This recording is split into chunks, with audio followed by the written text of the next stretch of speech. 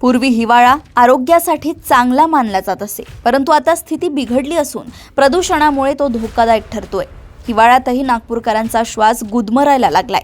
त्यातही महाल क्षेत्रातील नागरिकांसाठी समोर येणारी स्थिती चिंता वाढवणारी आहे। 24 तासांपूर्वी मावळलेल्या वर्षातील डिसेंबर महिन्यात महाल भागात सर्व 31 दिवस हवा प्रदूषित होती, त्यामुळे श्वास घेणे धोकादायक ठरले आहे।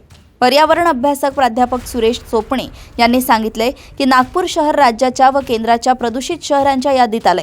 राज्यात पहिल्या 3 प्रदूषित शहरात उपराजधानीचा समावेश आहे। या प्रदूषणात दिवसेंदिवस भर पडत आहे।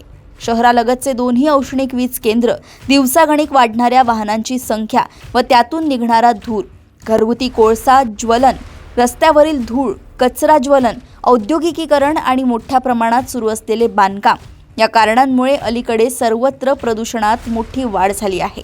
त्यातून आरोग्याच्या अनेक समस्या निर्माण झाल्या आहेत। प्रदूषणात सतत वाढ होत असल्याचे प्रदूषण नियंत्रण मंडळाच्या आकडेवारीवरून स्पष्ट होते।